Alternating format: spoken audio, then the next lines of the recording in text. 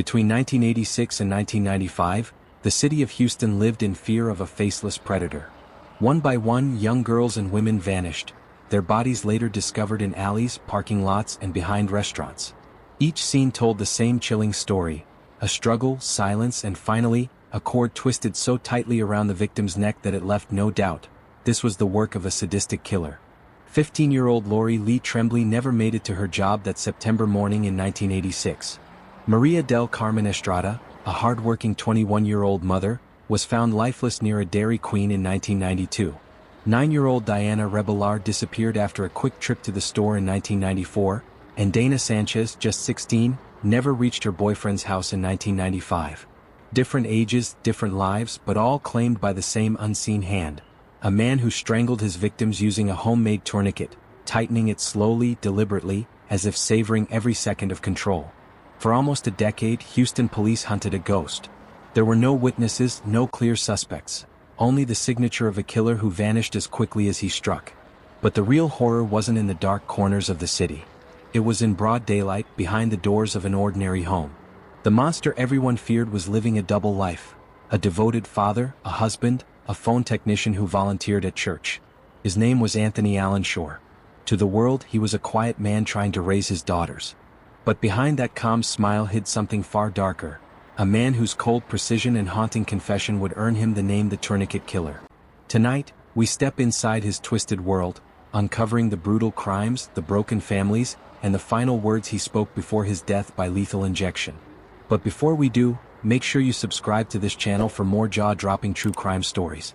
Anthony Allen Shore was born on June 25, 1962, in Rapid City, South Dakota, into what appeared to be a proud military family. Both of his parents served in the U.S. Air Force, disciplined, respected, and constantly on the move. For a child, that meant no real home, no roots, and no lasting sense of safety. Every few months, a new base, a new school, a new start. What should have been adventure became disconnection. Anthony learned early that emotions were best buried, that to survive you had to adapt, detach, and keep quiet. Behind the uniformed smiles, however, the Shore household was a storm of volatility. Years later, Anthony would describe his father as a strict, physically abusive man who punished harshly and loved conditionally. His mother, whom he later accused of molesting him as a teenager, ruled with manipulation rather than tenderness. Whether his claims were entirely true or distorted by memory, one fact remained clear: his childhood was marked by fear, instability, and trauma. As a boy, Anthony withdrew into silence. Teachers remembered him as quiet but calculating, a student who rarely spoke but watched everything and everyone. He was the kind of child who could smile while plotting something behind the surface. That cold detachment began to manifest in disturbing ways. Family pets were found injured or missing. Neighborhood children whispered about how he could stare without blinking, his expression empty. These were small acts, overlooked at the time, but in hindsight, they were the earliest warnings of a mind learning to equate pain with power. Psychologists later labeled this stage the formation of control fantasy, the moment where violence and dominance start to merge with pleasure. For sure, that seed was planted young. By his early teens, he had become a voyeur, sneaking out at night to peer through windows and watch women undress, feeding an obsession he barely understood. The more he saw, the more he wanted control. He began experimenting with ropes, knots, and restraint, not yet to kill, but to imagine what it would feel like to hold absolute power over another human being. When his family eventually settled in Houston, Texas, Anthony was no longer a lonely boy. He was a teenager already shaped by anger, sexual confusion, and a need for domination. He started using drugs and alcohol, drifting between jobs and hanging around the city's rougher edges. Outwardly, he blended in, polite, articulate, and seemingly harmless. But inside, something dark had already taken root. Even as a teenager, Anthony Shore showed a fascination with dominance and strangulation, what psychologists would later call the earliest precursors of sexual sadism. It was in these years that Anthony Allen Shore learned the most dangerous lesson of all: that pain could be power and control could feel like love. In 1983, Anthony Allen Shore seemed to have finally found his place in the world. He married Gina Lynn Worley, a quiet, kind-hearted woman who believed she had found a stable, loving partner. Together they built what looked like a normal family life in Houston, Texas, raising two daughters, Amber and Tiffany, in a modest home filled with laughter, music, and faith. By day, Anthony worked as a telephone technician, a job that suited his precise, methodical nature. On weekends he played guitar in local bands and volunteered his time at community events. Friends described him as friendly, soft-spoken, and oddly charming. A man who could fix your phone line, make you laugh, and talk for hours about music or family. To everyone on the outside, Anthony Shore was harmless. A devoted husband. A caring father. A man you'd never suspect of darkness. But behind the front door of that Houston home, a horrifying truth unfolded. One even those closest to him couldn't imagine. Shore's need for control, born in his childhood, had grown into something monstrous. In the shadows of the night, the family's protector became their tormentor. He drugged and molested his own daughters, manipulating them into silence through fear, guilt, and confusion. The man who smiled in family photos was a predator hiding behind a father's face. When the truth began to surface in the late 1990s, the illusion collapsed. His wife left him, and the whispers in the neighborhood turned into horror. In 1998, Shore was charged with indecency with a child, a crime that should have sent him to prison. But the justice system failed to see the full danger within him. He received probation, no prison time, a decision that would later prove catastrophic for more than one innocent life. As part of his probation, Shore was required to provide a DNA sample. At the time it seemed routine, just another bureaucratic step.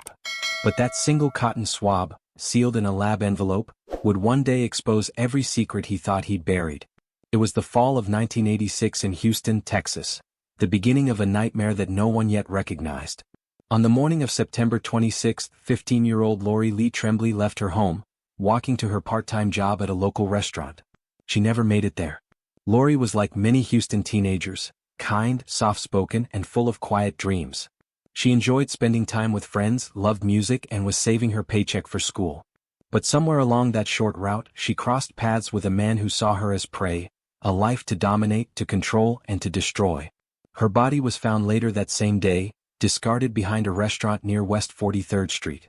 She had been strangled, not by hand but with a homemade tourniquet, a cord twisted tightly around her neck with a short wooden stick. The method shocked investigators. Every detail was deliberate, every knot and turn precise, controlled. This wasn't an act of rage. It was ritual. The killer had taken his time, ensuring every knot was perfect, every loop exact. He left no fingerprints, no clues, no witnesses. In 1986, forensic science couldn't yet extract DNA the way it can today, and so investigators were left staring at a puzzle without pieces.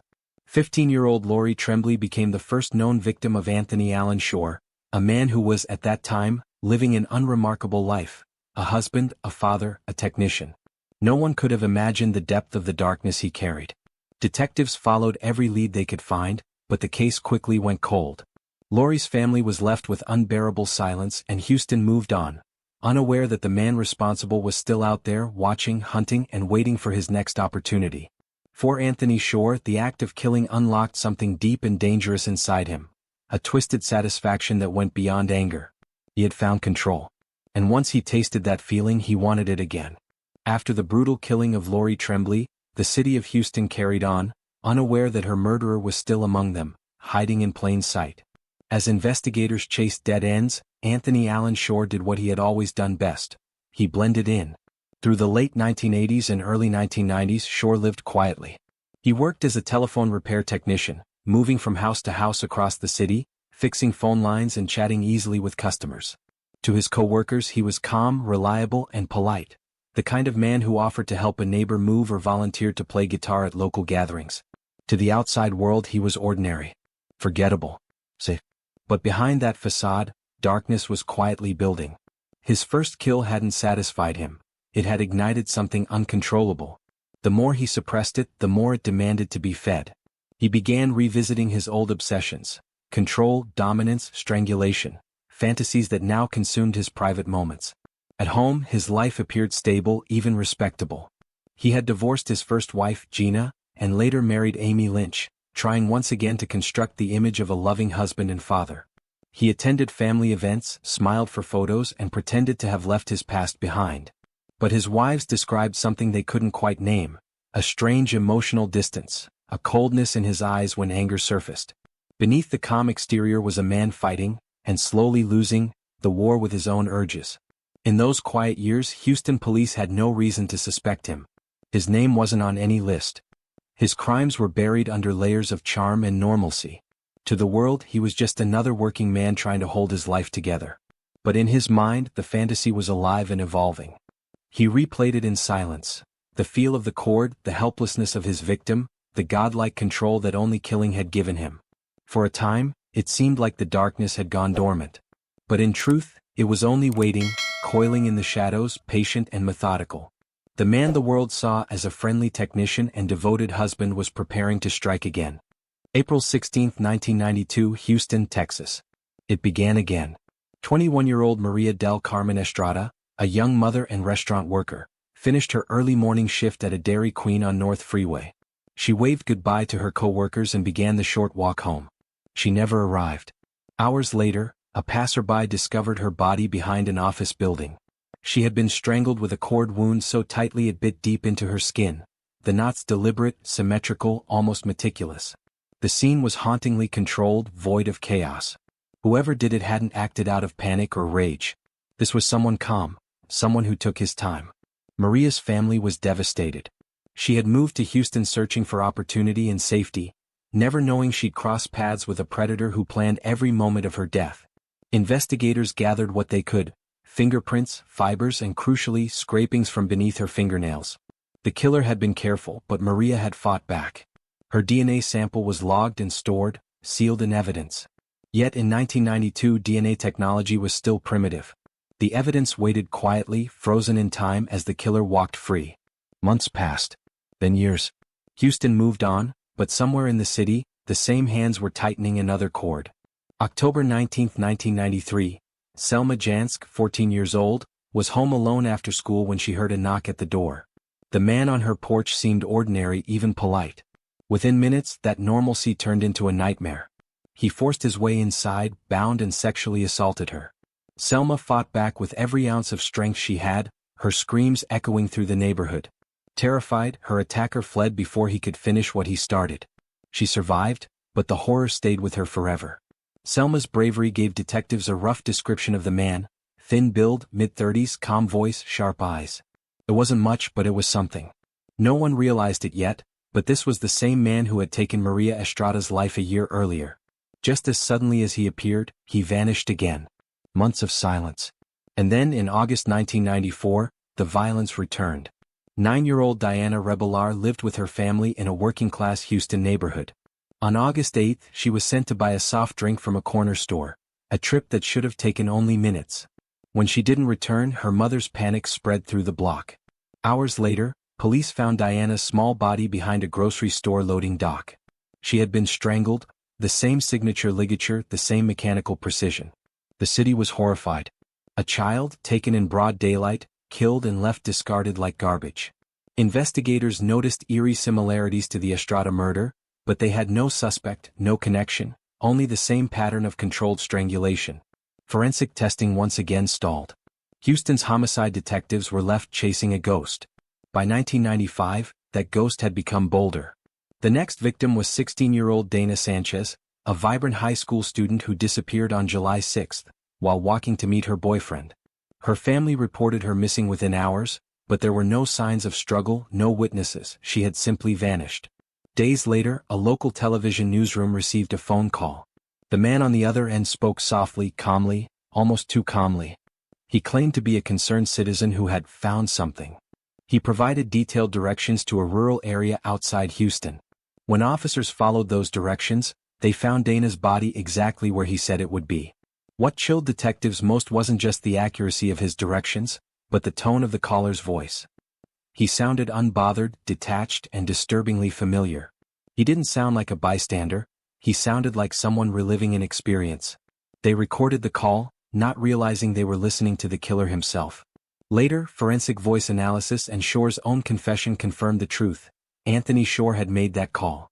It was his way of inserting himself into the story, of showing the world that he held the power. The murders were no longer just about killing. They were about control, precision, and pride. Each victim reflected an escalation: younger, more vulnerable, and more defenseless. The ligature technique grew more complex, the knots tighter, the method perfected. Shore wasn't improvising anymore, he was refining. To him, each life taken wasn't an act of violence, it was a carefully rehearsed ritual. By this time, Houston police suspected a serial killer. The murders of Estrada, ller, and Sanchez shared too many details to ignore. Yet they had no name, no match, no face. The DNA stored from Maria Estrada's fingernails sat sealed in evidence, waiting for technology to catch up. That single trace of resistance, the last thing Maria ever did, was destined to become the key to unraveling everything. But for now he was invisible. The city moved on. The headlines faded. And Shore continued living his double life, calm on the surface, quietly planning and waiting for his next moment to strike. His confidence had grown. The pattern was set. He had learned how to hide in plain sight, and Houston had no idea that one of its own was watching, waiting, and tightening his grip once again. For more than a decade, the trail of the Tourniquet Killer had gone cold. His victims' cases sat in evidence rooms, silent, collecting dust. But by the late 1990s, science was catching up with him. In 1998, after being convicted of indecency with a child, Anthony Shore was sentenced to probation, not prison. At the time, Texas law required all sex offenders to submit a mandatory DNA sample. Shore complied, unaware that the very thing that would one day end his life was now cataloged in the state's criminal database. 5 years later, in 2003, the Houston Police Department's cold case unit began re-examining unsolved murders from the early 90s. Advances in forensic testing meant DNA could now be analyzed with unmatched precision. When investigators retested the scrapings from beneath Maria del Carmen Estrada's fingernails, preserved since 1992, the results shocked everyone in the lab. The DNA profile matched a man named Anthony Allen Shore. After 17 long years, the ghost that had haunted Houston finally had a name. Detectives moved quickly. Surveillance confirmed his identity, his address, and his routines. He still worked as a phone technician, still quiet, still blending into the background. But now they knew exactly who he was. On October 24, 2003, officers surrounded his modest Houston home. They expected resistance, panic, maybe even violence. But when they entered, they didn't find a monster in a frenzy. They found a calm, polite man, sitting on the edge of his bed, completely still. He smiled faintly, nodded, and said, "I've been expecting you." He even offered them coffee. Inside his home, police found trophies, small items linked to his victims, and tools matching the ligatures used in the murders. The neatness, the control, the precision, everything fit the pattern. The man who had terrorized Houston for nearly a decade had finally been unmasked, not by confession, not by witness, but by science. As officers escorted him out in handcuffs, Shore didn't resist. He didn't even look back. For him, the game was over. But what came next would prove even more chilling. At the Houston Police Headquarters, detectives began their interrogation expecting deflection and denial. Instead, they got the truth, calmly delivered, without hesitation. Anthony Allen Shore sat back in his chair, folded his hands, and confessed. He told investigators that he was responsible for 4 murders: Lori Tremblay, 1986, Maria del Carmen Estrada, 1992, Diana Rebelar, 1994, and Dana Sanchez, 1995, as well as several assaults, including the attack on Selma Jansk, who had survived. He described every detail with chilling clarity, how he stalked them, how he waited for the perfect moment, and how he used homemade tourniquets to end their lives. He explained his method as if discussing a technical process, not human suffering. Every word confirmed what investigators already feared. His killings were not crimes of passion, but acts of calculated control. When prosecutors built their case, they focused on Maria del Carmen Estrada's murder, the one backed by irrefutable DNA evidence. In 2004, the trial began in Harris County. The courtroom listened in stunned silence as the recordings of Shore's confession played. Even the most seasoned officers described it as one of the coldest statements they had ever heard. And then came the moment no one expected. When asked about sentencing, Shore didn't plead for mercy. He didn't beg or justify. Instead, he looked straight ahead and said he wanted the death penalty. He told the court, "I know what I am. I am evil. I'm not asking for forgiveness." Those words froze the room. For once, the mask was gone. The charming neighbor, the quiet technician, the father, gone. What remained was the true Anthony Allen Shore, stripped of all pretense, fully aware of his own monstrosity. The jury deliberated for less than an hour before finding him guilty of capital murder. The sentence, death by lethal injection. As he was led away from the courtroom, Shore appeared calm, almost relieved. The man who had once played God over others' lives had finally met the one verdict he couldn't control, his own. For the next 13 years, Anthony Allen Shore lived out his final chapter inside the Polunsky unit, Texas death row facility in Livingston.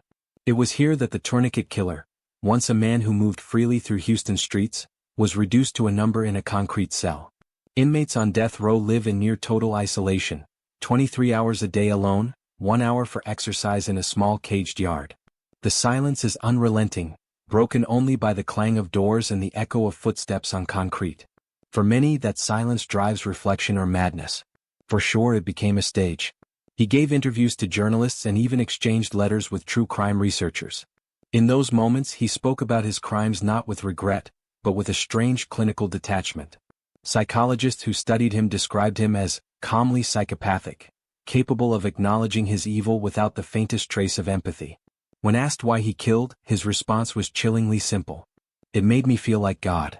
Those words revealed everything: the cold need for power, the hunger for control, the delusion of dominance that defined every murder. Meanwhile, outside the walls of Polunsky, his two daughters, Amber and Tiffany, carried their own unbearable truth.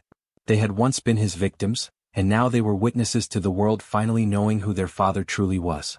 In interviews, they spoke with heartbreak and disbelief, describing a man who could smile at breakfast and become a monster by nightfall. Time moved slowly in that cell. Appeals were filed, hearings came and went, but Shore himself never fought his sentence.